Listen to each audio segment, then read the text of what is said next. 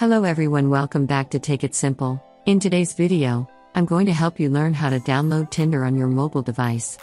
Watch the video till the end and don't forget to subscribe to our channel by hitting the subscribe button. Press the bell icon so that you will notify you whenever we post a new video. In order to download Tinder on your mobile device, go tap Open your Play Store. For your iOS, you can tap Open your Pasture and search for Tinder in the search box. Once you find the application in the search results, simply tap on the Install button to download the application. While the application downloads, let me tell you what Tinder is. Tinder is an American geosocial networking and online dating application that allows users to anonymously swipe to like or dislike others' profiles based on their photos, a small bio, and common interest. Once two users have matched, they can exchange messages. Once the application is downloaded, wait for it to install.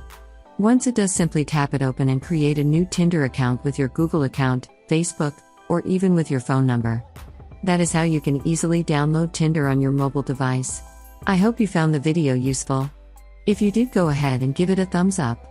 Feel free to comment down below in the comment box if you have a question or feedback. I'll be back soon with more tutorial episodes again. Thank you for watching.